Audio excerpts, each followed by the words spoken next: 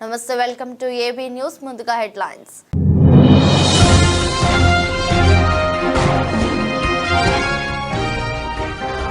Skill యూనివర్సిటీపై కీలక ఆదేశాలు జారీ చేసిన సీఎం రేవంత్. ముసాయిదాలోని అంశాలపై పలు సూచనలు చేసిన CM, deputy CM.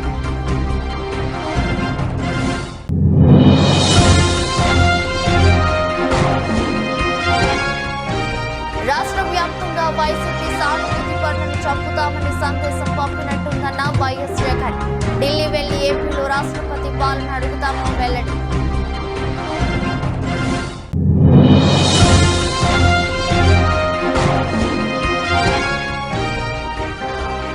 నిండుకుండల Medigadda. Congress పై కేటీఆర్ విమర్శలు. కాంగ్రెస్ కుట్రను తట్టుకుని కాళేశ్వరం ప్రాజెక్టు నిలిచిందన్న కేటీఆర్.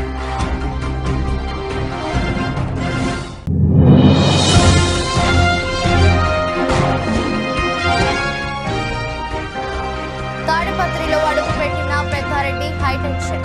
పిఎస్ లో షూరిటీలు సమర్పించేందుకు తాడిపత్రికి వచ్చిన పెద్దారెడ్డి.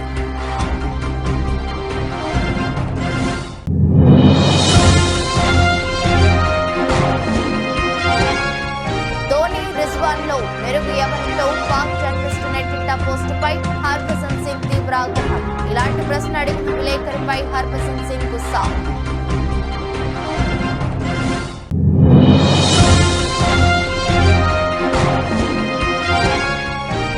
ఈక్విటీ మార్కెట్లో 4 రోజుల ర్యాలీకి బ్రేక్. వారం మొత్తం మీద 85.31 పాయింట్లతో లాభపడ్డ సెన్సెక్స్, 28.75 పాయింట్లతో లాభపడ్డ నిఫ్టీ. తెలంగాణ ముఖ్యమంత్రి రేవంత్ రెడ్డి శుక్రవారం సాయంత్రం సచివాలయంలో అధికారులతో సమావేశమై స్కిల్ యూనివర్సిటీపై చర్చించారు. ఈ సమావేశంలో ఉప ముఖ్యమంత్రి మల్లు భట్టి విక్రమార్క, ప్రభుత్వ సలహాదారులు కేశవరావు, ప్రొఫెసర్ కోదండరాం, సంబంధిత అధికారులు పాల్గొన్నారు. స్కిల్ యూనివర్సిటీ ఏర్పాటు ముసాయిదాపై సమావేశంలో చర్చించారు. ఈ సమావేశంలో కీలక అంశాలపై చర్చించారు. ఢిల్లీ, హర్యానా తరహాలో తెలంగాణలో స్కిల్ యూనివర్సిటీకి ముసాయిదాను అధికారులు సిద్ధం చేశారు. ఈ అసెంబ్లీ సమావేశాల్లోనే స్కిల్ యూనివర్సిటీ బిల్లు పెట్టే ఆలోచనలో ప్రభుత్వం ఉంది.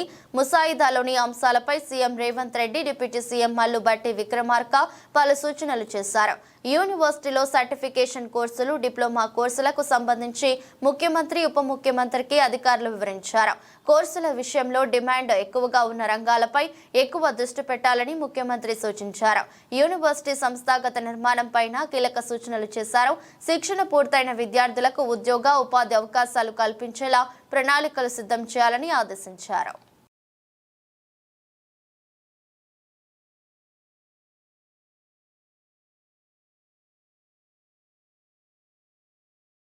తెలంగాణ ముఖ్యమంత్రి రేవంత్ రెడ్డి శనివారం రాజీవ్ గాంధీ సివిల్స్ అభయహస్తం పథకాన్ని ప్రారంభించారు. సివిల్స్ ప్రిలిమ్స్ పాస్ అయిన రాష్ట్ర అభ్యర్థులకు ఆర్థిక సాయం అందించేందుకు ఈ కొత్త పథకాన్ని అందుబాటులోకి తీసుకువచ్చారు. సింగరేణి సంస్థ ద్వారా ఆర్థిక సాయాన్ని అందించనున్నారు. ఈ క్రమంలో ఉప ముఖ్యమంత్రి మల్లు భట్టి విక్రమార్క, మంత్రులు సీతక్క, పొంగులేటి శ్రీనివాసరెడ్డి, కోమటిరెడ్డి వెంకటరెడ్డి, జూపల్లి కృష్ణారావు, ప్రభుత్వ ప్రధాన కార్యదర్శి శాంతి కుమారి, సింగరేణి సీఎండి బలరాం పాల్గొన్నారు. అంతకుముందు సివిల్స్ ప్రిలిమ్స్ పాస్ అయిన రాష్ట్ర అభ్యర్థులతో ముఖ్యమంత్రి ముఖాముఖి నిర్వహించారు. డిఎస్సి పరీక్షలు ముగియగానే గ్రూప్ 2, 3 పరీక్షలు నిర్వహిస్తే తమకు ప్రిపేర్ కావడానికి సమయం లేకుండా ఉంటుందని అభ్యర్థులు విజ్ఞప్తి చేశారు. దీంతో డిసెంబర్ నెలకు వాయిదా వేసినట్లు చెప్పారు. తెలంగాణ యువత ఆశలను నెరవేర్చుతున్నామని చెప్పడానికే తాను తన మంత్రులు కలిసి మీతో సమావేశమయ్యామన్నారు. మీకు అందరికీ తెలుసు, తెలంగాణ రాష్ట్రం ఏర్పడిన తర్వాత 10 సంవత్సరాలలో ఇచ్చిన ఏ నోటిఫికేషన్ కూడా ఇచ్చిన సమయానికి పరీక్షలు నిర్వహించిన సందర్భమే లేదు. దానికి కారణం ఏదైనా అయి ఉండొచ్చు, వాళ్ళ ఆలోచన విధానాలు ఏమైనా ఉండొచ్చు. కానీ తీరని నష్టం. యుక్త వయసులో ఉజ్వల భవిష్యత్తును ఆలోచన చేసి కోచింగ్ సెంటర్లలో తిరుగుతూ మధ్యతరగతి, దిగువ తరగతి కుటుంబాలు, తల్లిదండ్రులు కష్టపడి రూపాయి జమ చేసి ఇక్కడికి పంపిస్తే అమీర్పేట్ చౌరస్తాలను, దిల్సుఖ్ నగర్లను, అశోక్ నగర్లను, వివిధ కోచింగ్ సెంటర్ల చుట్టూతో తిరుగుతూ సంవత్సరాల కొద్ది పరీక్షలు వాయిదా పడుతూ సంవత్సరాల తర్వాత పరీక్షలు నిర్వహిస్తే ఫలితాలు వచ్చే లోపల మీరు కష్టపడి చదివిన పరీక్షా కేంద్రాల్లో మీకు ఇచ్చిన ప్రశ్నపత్రాలు అంతకంటే ముందే జిరాక్స్ సెంటర్లలో పల్లి బఠానీల్లాగా అమ్మినప్పుడు ఆ విద్యార్థుల యొక్క బాధ, భావోద్వేగం మేము కళ్ళతో చూసినాం, అర్థం చేసుకున్నాం. అందుకే వచ్చిన ఎంబడే తక్షణమే తెలంగాణ పబ్లిక్ సర్వీస్ కమిషన్ని రద్దు చేసి అనంతపురం జిల్లా తాడిపత్రిలో హైటెన్షన్ వాతావరణం నెలకొంది. వైసీపీ మాజీ ఎమ్మెల్యే కేతిరెడ్డి పెద్దారెడ్డి తాడిపత్రికి చేరుకున్నారు. పెద్దారెడ్డిని అనంతపురం జిల్లా నుంచి బహిష్కరించాలని జేసీ ప్రభాకర్ రెడ్డి నిన్న తీవ్ర వ్యాఖ్యలు చేసిన సంగతి తెలిసిందే. పెద్దారెడ్డి తాడిపత్రికి వస్తే పంచే ఉడదీసి కొడతామని జేసీ హెచ్చరించారు. ఈ నేపథ్యంలో పెద్దారెడ్డి రాకతో తాడిపత్రిలో ఉద్రిక్త పరిస్థితులు నెలకొన్నాయి. పోలింగ్ సందర్భంగా జరిగిన ఘర్షణలో అరెస్ట్ అయిన పెద్దారెడ్డికి హైకోర్టు షరతులతో కూడిన బెయిల్ మంజూరు చేసింది. ఈ క్రమంలో షూరిటీలు సమర్పించేందుకు ఆయన అనంతపురం నుంచి తాడిపత్రికి వచ్చారు. నేరుగా తాడిపత్రిలోని పోలీస్ స్టేషన్ కు చేరుకున్న పెద్దారెడ్డి షూరిటీలు సమర్పించి సంతకం చేసి వెళ్లిపోయారు. షూరిటీలు సమర్పించిన తర్వాత పెద్దారెడ్డిని ఎక్కువసేపు తాడిపత్రిలో ఉంచకుండా పోలీసులు అనంతపురంకు తరలించారు. పెద్దారెడ్డి కూడా అడ్డు చెప్పకుండా తాడిపత్రి నుంచి వెళ్లిపోయారు. దీంతో అందరూ ఊపిరి పీల్చుకున్నారు. 2 నెలల తర్వాత పెద్దారెడ్డి తాడిపత్రికి రావడం గమనార్హం. పల్నాడు జిల్లా వెనుకొండలో రషీద్ అనే యువకుడు దారుణ హత్యకు గురి కావడం తెలిసిందే. ఏపీ మాజీ సీఎం వైసీపీ అధినేత జగన్ నేడు వెనుకొండలో రషీద్ ఇంటికి వెళ్లారు. తీవ్ర విషాదంలో ఉన్న రషీద్ కుటుంబ సభ్యులను పరామర్శించారు. హత్య ఘటన జరిగిన తీరును అడిగి తెలుసుకున్నారు. రషీద్ కుటుంబానికి ప్రగాఢ సానుభూతి తెలిపారు. హత్య చేసేటంత ఫ్యాక్షన్ కక్షలు కూడా లేవని, మరి ఈ ఘటన ఎలా జరిగింది అని రషీద్ కుటుంబ సభ్యులను ఆరా తీశారు. మీరన్నా వైసీపీ అన్నా రషీద్ కు ఎంతో అభిమానమని తల్లిదండ్రులు జగన్ కు వివరించారు. ఈ హత్య వెనుక ఎవరు ఉన్నా వదిలేది లేదని, రషీద్ కుటుంబానికి అండగా ఉంటామని ఈ సందర్భంగా జగన్ హామీ ఇచ్చారు.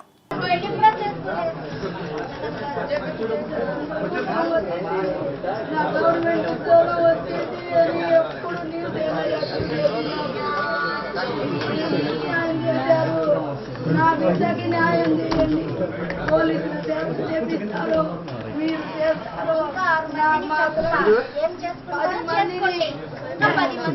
ఫోన్లు చేసి బెదిరిస్తున్నారు.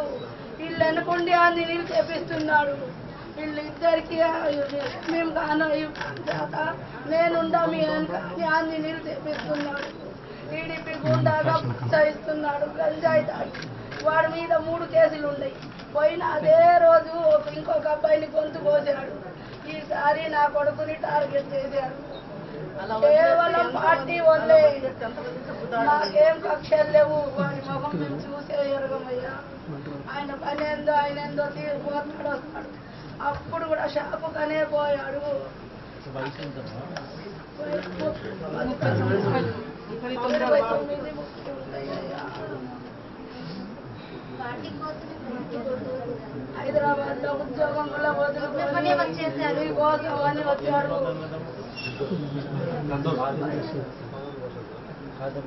అమ్మాయి చెల్లెలు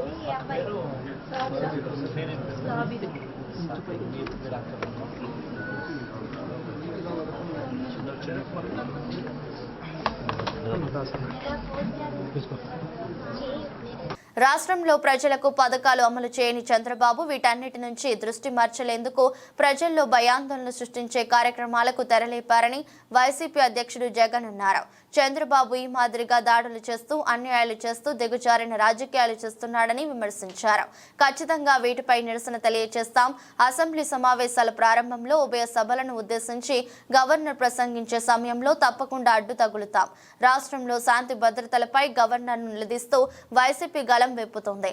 అందులో భాగంగానే ఇప్పటికే ప్రధాని నరేంద్ర మోదీ అపాయింట్మెంట్ అడిగాం. అమిత్ షా రాష్ట్రపతి అపాయింట్మెంట్ కూడా తీసుకుంటాం. వీళ్ళందరినీ కలిసి రాష్ట్రంలోని పరిస్థితులపై వివరిస్తాం. ఏపీలో రాష్ట్రపతి పాలన పెట్టాల్సిన అవసరం ఎంతైనా ఉందనే విషయాన్ని వారి దృష్టికి తీసుకెళ్తామని జగన్ స్పష్టం చేశారు. కేసు పెట్టామని అంటా ఉన్నారు. నేను అడుగుతా ఉన్నా, మరి కేసు పెట్టినప్పుడు ఈ కేసులో ఉట్టి ఆ జిలాన్ అనే ఒక వ్యక్తి మీదనే కేసు పెట్టి వదిలేయడం ఏమిటి? ఈ ఫోటో ఏమిటి? ఈ ఫోటో కనపడడం లేదా? సాక్షాత్తు స్థానిక ఎమ్మెల్యే భార్యకు కేక్ తినిపిస్తా ఉన్నాడు ఈ చంపిన వ్యక్తి, జిలాన్ అనే వ్యక్తి. కేక్ తినిపిస్తా ఉన్నాడు.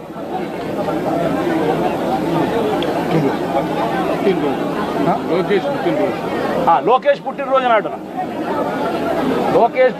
నాడున వీళ్ళు కేక్ కట్ చేయడము, ఆ కేక్ మళ్ళీ ఈ జిలాన్ అనే వ్యక్తి ఎమ్మెల్యే భార్య కేక్ తినిపించడం. మరి ఇంత దారుణమైన ఇంత సత్సంబంధాలు కలిగిన వీళ్ళు, ఇది ఎమ్మెల్యేతో ఫోటో,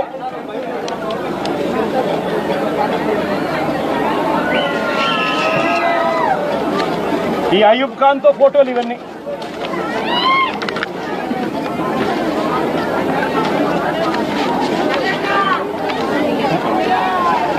ఇది షబీం ఖాన్తో ఫోటోలు.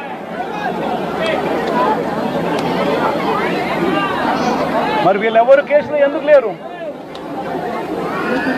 వీళ్ళందరి మీద కేసు ఎందుకు? నిజామాబాద్ జిల్లా ఆర్మూర్ పట్టణ కేంద్రంలో ముఖ్యమంత్రి రేవంత్ రెడ్డి రుణమాఫీ చేసిన రైతు ప్రభుత్వమని నిరూపించారని బోధన ఎమ్మెల్యే పొద్దుటూరి సుదర్శన్ రెడ్డి అన్నారు. ఆర్మూర్లో జరిగిన రైతుల సంబరాల్లో అంబేద్కర్ చౌరస్తా నుండి మున్సిపల్ కార్యాలయం వరకు జరిగిన ర్యాలీలో ఆయన హాజరై మాట్లాడారు. మాట తప్పని కాంగ్రెస్ పార్టీని ప్రజలు ఆదరించాలని, రానున్న స్థానిక సంస్థల ఎన్నికల్లో గ్రామ పంచాయతీ ఎంపీటీసీలను, జడ్పీటీసీలను, కౌన్సిలర్లను అన్ని స్థానాల్లో కాంగ్రెస్ గెలిచేలా కృషి చేయాలని తెలిపారు. 70 మంది లోన్లు మాఫీ అయ్యేందుకు రోడ్డు మీద నిలబడి మాకు సన్మానం చేసినందుకు వాళ్ళకు కూడా ధన్యవాదాలు. లేకుంటే నేను అంగాపురంలో చూసా, ఎవరు పోతే పట్టించుకో నిబంధనలు లేవు.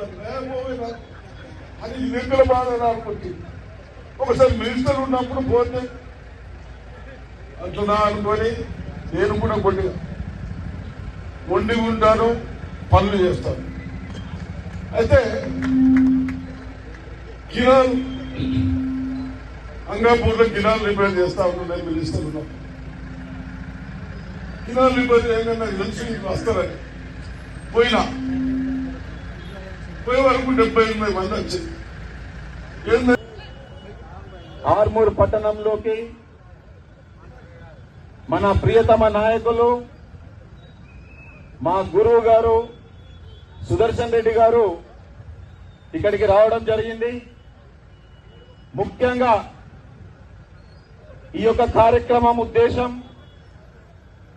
వరంగల్ డిక్లరేషన్ ద్వారా రైతులకి 2 లక్షల రుణమాఫీ ఏకకాలంలో చేస్తామని చెప్పినట్టుగా నిన్నటి రోజు 1 లక్ష రూపాయల వరకు ఎవరైతే రైతులు బ్యాంకులలో తీసుకొని ఉన్నారో వాళ్ళందరికీ కూడా 1 లక్ష రూపాయల వరకు నిన్నటి రోజు వాళ్ళ ఖాతాలో పడింది. మన ఆర్మూర్ నియోజకవర్గంకి 5736 మంది రైతులకి నిన్నటి రోజు వాళ్ళ భద్రాద్రి కొత్తగూడెం జిల్లా మనుగూరులోని బీఆర్ఎస్ కార్యాలయంలో మాజీ ఎమ్మెల్యే రేగా కాంతారావు విలేకరుల సమావేశం నిర్వహించారు. ఈ సందర్భంగా కాంతారావు మాట్లాడుతూ కాంగ్రెస్ పార్టీ ఇచ్చిన హామీలు అమలు చేయాలన్నారు. రుణమాఫీ విషయంలో షరతులు లేకుండా ఒకేసారి 2 లక్షలు మాఫీ, కళ్యాణ లక్ష్మితో పాటు తులం బంగారం ఎంతమందికి ఇచ్చారని ప్రశ్నించారు. నగదు బదిలీలు లేని హామీలు అమలు చేస్తూ గొప్పలు చెప్పుకుంటున్నారని విమర్శించారు. ప్రతి మహిళకు 2500 ఎందుకు అమలు చేయలేదు? ఎన్నికల ముందు ఇచ్చిన హామీలు నెరవేర్చే వరకు ప్రజాపక్షాన బీఆర్ఎస్ నిలుస్తోందని, ప్రస్తుతం ఎమ్మెల్యే పాయ్ వెంకటేశ్వర్లు నీకు చేత కాదని ఒప్పుకుంటే నా ట్రస్ట్ నుండి ప్రజల కోసం ఆ డబ్బులు నేను ఇస్తానని దీనికి సిద్ధమేనా అన్నారు. రికవరీకి నోటీస్ పంపితే ఎంత సిగ్గుపడాలి మనం అసలు ప్రభుత్వంలో. అసలు నోటీస్ ఇవ్వాల్సింది నీకు, రేవంత్ రెడ్డికి నోటీస్ ఇవ్వాలి. నువ్వు మహిళలకి 1.5 లక్ష రూపాయలతో పాటు ఆనాడు ఉన్నటువంటి మా ప్రభుత్వం ఇచ్చినటువంటి 1 లక్ష రూపాయల కళ్యాణ లక్ష్మి, తులం బంగారం ఇస్తున్నాను. ఇవాళ జరిగినటువంటి పెళ్లిలకి, ఈ రోజు వరకు జరిగినటువంటి ప్రతి పెళ్లికి ఎన్ని పెళ్లిలు జరిగినో అన్ని తులాల బంగారం ఇవ్వాలి అని చెప్పేసి నీకు రికవరీ నోటీస్ పంపించాలి. అట్లాగే 15,000 రూపాయలు ఇస్తానన్నావు రైతు భరోసా కింద. ఇయాటి వరకు రైతు భరోసా ఇవ్వలేదు. 15,000 రూపాయల చొప్పున 70 లక్షల మంది రైతులకి రైతు భరోసా ఎంత అవుతా ఉందో రికవరీ కోసం నీ ప్రభుత్వానికి నోటీస్ ఇవ్వాలి. అట్లాగే పిల్లలకి సైకిల్ మోటార్లు ఇస్తానన్నావు, స్కూటీలు ఇవ్వలేదు. మరి ఎంతమంది స్కూళ్ళల్లో పిల్లలు ఉన్నారో వాళ్ళందరికీ సైకిల్ మోటార్లు ఇవ్వమని చెప్పేసి ఎంత డబ్బు అవుతుందో రికవరీ నోటీస్ నీకు పంపించాలి.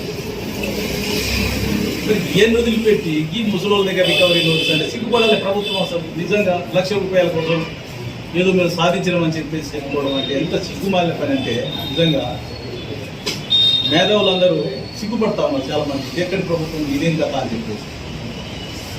అంటే ఇంత దిగజారినటువంటి పనులు చేసుకుంటా మేమేదో గొప్పలు చేసినాం, ఇవాళ రుణమాఫీ చేస్తామని చెప్పింది. 2 లక్షల రుణమాఫీ బేషరతుగా ఎటువంటి కండిషన్స్ లేకుండా బేషరతు ఇవ్వాలి అని మేము టీఆర్ఎస్ పార్టీ పక్షాన డిమాండ్ చేస్తాము. 100 కారణాలు చూపెడతా ఉన్నారు.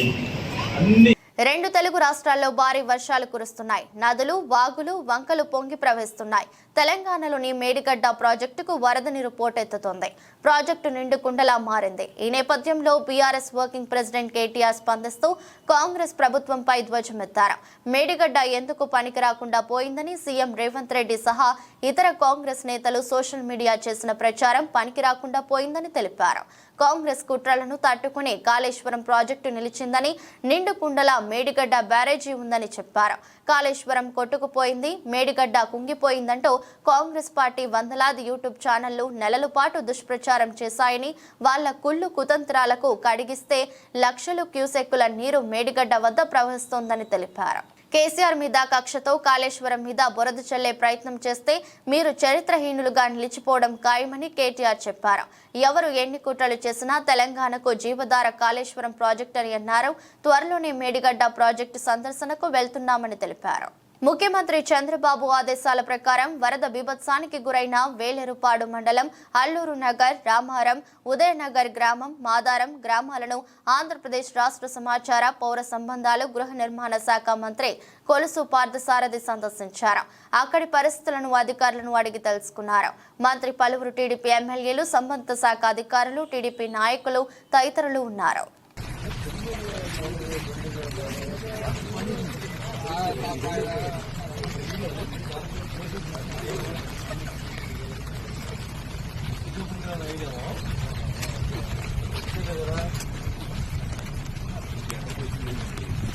అంబేద్కర్ కోనసీమ జిల్లా పి గన్నవరం నియోజకవర్గం అంబాజీపేట మండలం ఇసుకపూడి గ్రామానికి చెందిన సరెల్లా వీరేంద్ర కుమార్ ఒక ఏజెంట్ ద్వారా ఈ నెల 10వ తేదీన ఖత్తర్ వెళ్లాడు. అక్కడి నుండి అతన్ని సౌదీ అరేబియాకు తీసుకువెళ్లి ఎడారిలో వదిలి ఒంటెలకు కాపరిగా ఉంచారు. ఒక ఏజెంట్ 1,70,000 రూపాయలు తీసుకుని నన్ను ఖత్తర్ పంపించాడని వీడియోలో తెలిపాడు. వెళ్లినప్పటి నుండి అతనికి తిండి లేక, నీరు లేక అలమటిస్తున్నానని వాపోతున్నాడు. మరియు రక్తపు వాంతులతో తన ఆరోగ్యం క్షీణించిందని, నన్ను ప్రభుత్వం తిరిగి స్వదేశానికి తీసుకురావాల్సిందిగా వేడుకుంటున్నాడు. నా పేరు సరెల్లా వీరేంద్ర కుమార్ అండి. నేను ఒక ఏజెంట్ ఖత్తర్ అని చెప్పి ఖత్తర్ తీసుకొచ్చి అక్కడి నుంచి సౌదీ అరేబియా తీసుకొచ్చేసారండి ఎడారిలోకి. నేను ఈ నెల 10వ తారీఖున వచ్చానండి ఖత్తరు. అక్కడి నుంచి 11వ తారీఖున సాయంకాలం నన్ను సౌదీ అరేబియా ఎడారిలోకి తీసుకొచ్చేసారండి. అక్కడ ఆ బాబా నన్ను 4 రోజులు ఉంచుకుని సౌదీ అరేబియాలో ఇంకా చాలా దూరంలో తీసుకొచ్చి పడేయారండి ఎడారిలోని. నాకు 11వ తారీఖు నుంచి ఇప్పుడు వరకు నాకు ఆరోగ్యం ఏం బాగోలేదండి. రక్తంతో వాంతులు అయిపోతున్నాయి, ముక్కులంటే రక్తం వచ్చేస్తుందండి.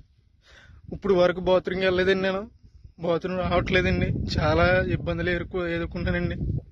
ఎవరైనా పెద్ద మనిషితో నాకు సాయం చేయండి. నన్ను ఈ నరకం నుంచి నన్ను కొంచెం బయటపడండి. ఏలూరు జిల్లా వేలేరుపాడు మండలంలో పర్యటిస్తున్న రాష్ట్ర గృహ నిర్మాణ శాఖ మంత్రి కొలుసు పార్థసారథికి చేదు అనుభవం ఎదురైంది. మంత్రి కొలుసు పార్థసారథిని మాదారం గ్రామస్తులు నిలదీశారు. వరద ముంపులో ఉన్న తమకు కనీస సౌకర్యాలు కల్పించలేదంటూ ఆందోళన చేపట్టారు.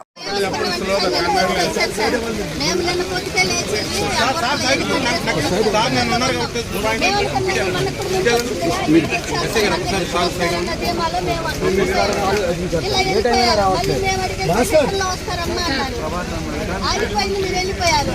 సాయంత్రం ఏమైందంటే మాకు ట్యాంకర్ ఇక్కడ నేనే అడిగాను సార్. నేనే వచ్చి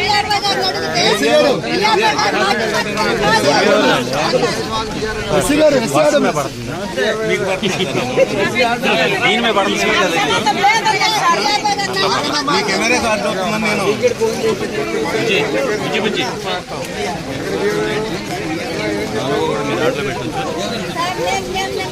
వాతావరణంలో మార్పుల ద్వారా ఎగువ ప్రాంతాలలో ఏలూరు జిల్లాలో పడుతున్న భారీ వర్షాల నేపథ్యంలో ఏలూరు జిల్లా వ్యాప్తంగా ఉన్న కాలువలు, వాగులు, నదులు విస్తృతంగా ప్రవహిస్తున్న నేపథ్యంలో ప్రజల యొక్క ఆస్తి ప్రాణాలకు నష్టం జరగకుండా పలు జాగ్రత్తలు తెలియజేశారు. ఈ వాగులు, వంకలు, ఈ వరదల ప్రభావంతో, వర్షాల ప్రభావంతో కొంచెం ఉధృతంగా ప్రవహిస్తున్నందున కొన్ని ఇంటర్నల్ రోడ్స్ మునిగి ఉంటాయి. అవి కొంచెం త్వరగా వెళ్ళాలన్న ఆతృతతోటి కొందరు ప్రయాణికులు సాహసం చేయడానికి ప్రయత్నిస్తుంటారు. దయచేసి అట్లాంటివి చేయొద్దు. పోలీస్ పికెటింగ్ కూడా పెట్టడం జరిగింది. అయినా కూడా ప్రజల తరపున కూడా అలాంటి వాగులు వెహికల్స్తో కానీ నడకతో కానీ దాటడానికి ప్రయత్నం చేయవద్దు. ఇలాంటి ఇన్సిడెంటే మనకి ఇప్పుడు చూసుకుంటే చాలా లక్కీగా ఒక 5 మెంబర్స్ని వేలేరుపాడు మండలంలో అతి కష్టం మీద రెస్క్యూ చేయగలగడం జరిగింది. కాబట్టి ఇట్లాంటి ఇష్యూస్ ఉన్నాయి. కాబట్టి ఈ వాగుల్ని మీరు దాటడానికి అనవసరమైన సాహసం చేయొద్దు. ఈ వరదలు వానలు వృద్ధి తగ్గే వరకు మీరు ప్రయాణాలను కొంచెం రిస్ట్రిక్ట్ చేస్తారు. రాష్ట్రంలో ఉన్న 20 లక్షణాలకు పైగా కమ్మరి వండ్రగ్గి వర్గానికి చెందిన వారి సమస్యల సాధన కోసం ఆదివారం నాడు పెద్ద ఎత్తున ధర్నా కార్యక్రమం జరుగుతుందని విశ్వ బ్రాహ్మణ మనమయ్య సంఘం గౌరవ అధ్యక్షులు కుందారం గణేష్ చారి తెలిపారు. ఈ ధర్నా కార్యక్రమంలో ప్రతి ఒక్క విశ్వ బ్రాహ్మణ సభ్యులు పాల్గొని రాష్ట్ర ప్రభుత్వానికి కనువిప్పు కలిగేలా చేయాలని ఆయన ఒక వీడియో సందేశం ద్వారా మీడియా ప్రతినిధులకు విడుదల చేశారు. విశ్వ బ్రాహ్మణ వర్గానికి చెందిన కమ్మరి వడ్రంగి ప్రజలు కుల వృత్తులు చేసుకుంటూ దుర్భరంగా జీవితాలు గడుపుతున్నారని ఆయన వివరించారు. వ్యవసాయదారులకు అవసరమైన పనిముట్లు తయారు చేసి అందించడం, అందుకు చాలని డబ్బులతో పడుతున్న బాధలు వర్ణనాతీతంగా పరిణమించాయని తెలిపారు. నమస్కారం అండి. నేను కుందారం గణేశాచార్యని, విశ్వబ్రాహ్మణ మనమయ సంఘానికి గౌరవాధ్యక్షుడిగా పనిచేస్తున్నాను. దాదాపు ఒక 15 సంవత్సరాలు కూడా అధ్యక్షుడిగా పనిచేశాను విశ్వబ్రాహ్మణ మనమయ సంఘానికి. గల్లీ నుంచి ఢిల్లీ వరకు మరి దాదాపు 10 మంది ముఖ్యమంత్రులతో కూడా మా సమస్యల గురించి పోరాటం చేశాను గతంలో. ఇప్పుడు మా తమ్ముడు కృష్ణమాచార్య అధ్యక్షుడిగా, సుంకోలు కృష్ణమాచార్య అధ్యక్షుడిగా, రాళ్ళబండి విశ్వచార్య ప్రధాన కార్యదర్శిగా, కోశాధికారిగా తాటికొండ శ్రీరాములు గారు మరి ఆయన కార్యవర్గం పనిచేస్తున్నారు. చాలా సంతోషం. మరి మా సమస్యలు కొన్ని సమస్యలు పరిష్కరించుకున్నాం గతంలో. మరి ఇప్పుడు కూడా ఈ ఫారెస్ట్ విషయంలోకి వస్తే మరి కట్టె మిషన్లు, వ్యవసాయదారులు పనిముట్లు చేసే కట్టె మిషన్ల గురించి చాలా బాధ పెడుతున్నారు. ఇది మేము ఢిల్లీ దిగ్గజ క్రికెటర్ మహేంద్ర సింగ్ ధోనిని ఓ పాక్ జర్నలిస్టు తమ దేశ క్రీడాకారుడు మహ్మద్ రిజ్వాన్ తో పోల్చడంపై మాజీ క్రికెటర్ హర్భజన్ సింగ్ తీవ్ర ఆగ్రహం వ్యక్తం చేశాడు. వీరిద్దరిలో గొప్ప ఆటగాడు ఎవరంటూ సదరు జర్నలిస్ట్ ధోని రిజ్వాన్ ఫోటోలను షేర్ చేశాడు. దీనిపై హర్భజన్ సింగ్ తీవ్ర ఆగ్రహం వ్యక్తం చేశాడు. ఎక్కువ అనుభవం లేని ఆటగాడిని ధోనితో పోల్చడం సరైంది కాదని విమర్శించారు. రిజ్వాన్ బ్యాటింగ్ సత్తాను తక్కువ చేయనని, ధోనితో సరితూగే ప్లేయర్ మాత్రం కాదని స్పష్టం చేశారు. ఈ రోజుల్లోనూ ఇలాంటి చెత్త ప్రశ్నలు అడగడం దారుణం. రిజ్వాన్ కంటే ధోని చాలా ముందున్నాడు. ఇందులో ఎలాంటి అనుమానం అక్కర్లేదు. నిజాయితీగా సమాధానం ఇవ్వాలి. రిజ్వాన్ ఆటను నేను కూడా ఇష్టపడతా. నిబద్ధతతో ఆడేందుకు ఎల్లవేళలా ప్రయత్నిస్తాడు. అయితే ధోనితో రిజ్వాన్ ను పోల్చడం తప్ప. ఇప్పటికీ ప్రపంచ క్రికెట్లో అతడే నెంబర్ 1. వికెట్ల వెనుక అత్యంత చురుగ్గా వ్యవహరించిన వికెట్ కీపర్లు చాలా అరుదు. ఈ జాబితాలో ధోనినే టాప్ అని హర్భజన్ సింగ్ అన్నారు. ధోని నాయకత్వంలో భారత్ వన్డే, టీ20 ప్రపంచ కప్లతో పాటు ఛాంపియన్స్ ట్రోఫీ విజేతగా నిలిచిన విషయం తెలిసిందే. 4 ఏళ్ల క్రితం ధోని అంతర్జాతీయ క్రికెట్కు గుడ్ బై పలికాడు. ప్రస్తుతం IPL మాత్రమే ఆడుతున్నాడు. గతేడాది వరకు CSK కెప్టెన్గా వ్యవహరించాడు. అతడి సారథ్యంలోనే CSK 5 ట్రోఫీలు నెగ్గింది.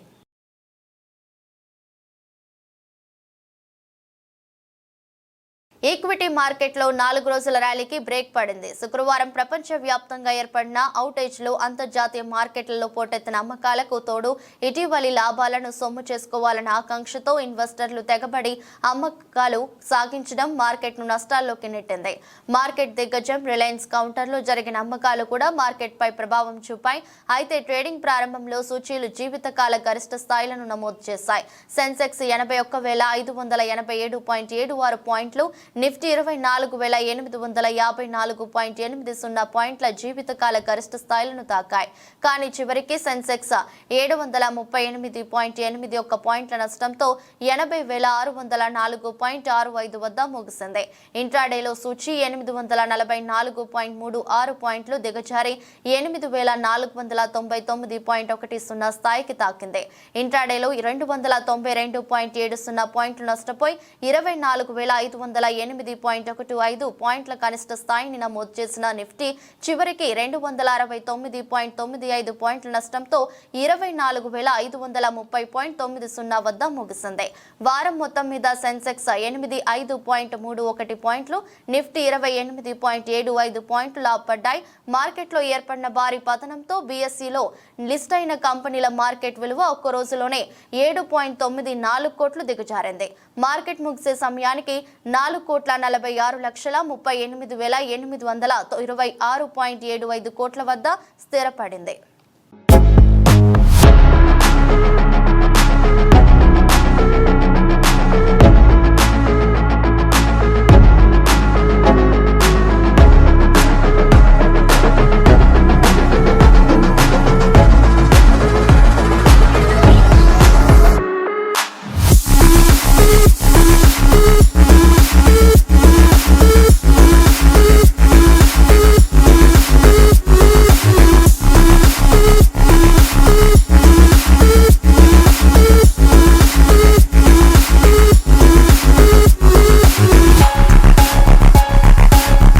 వార్తలు ముగించే ముందు మరోసారి హెడ్లైన్స్.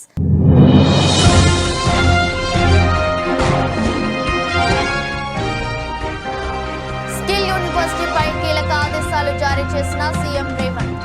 ముసాయిదాలోని అంశాలపై పలు సూచనలు చేసిన సీఎం డిప్యూటీ సీఎం.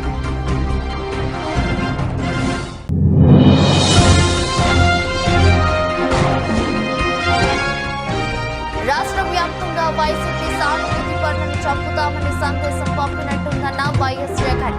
ఢిల్లీ వెళ్లి ఏపీలో రాష్ట్రపతి పాలన అడుగుతామని వెల్లడి.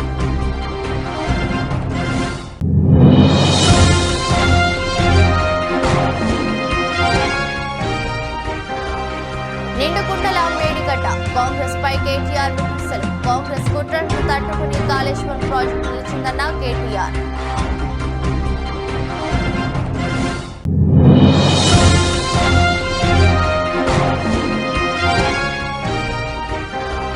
తాడిపత్రిలో అడుగుపెట్టిన పెద్దారెడ్డి హైటెన్షన్. పిఎస్ లో షూరిటీలు సమర్పించేందుకు తాడిపత్రికి వచ్చిన పెద్దారెడ్డి.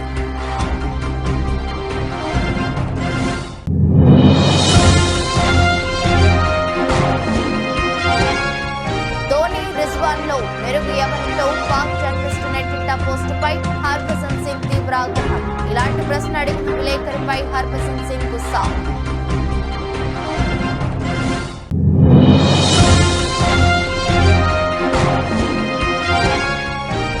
ఈక్విటీ మార్కెట్లో 4 రోజుల ర్యాలీకి బ్రేక్. వారం మొత్తం మీద 85.31 పాయింట్లతో లాభపడ్డ సెన్సెక్స్, 28.75 పాయింట్లతో లాభపడ్డ నిఫ్టీ. ఈ దృష్టి బులెటిన్ మరో బులెటిన్లో మళ్ళీ కలుద్దాం. అంతవరకు సెలవు, నమస్కారం.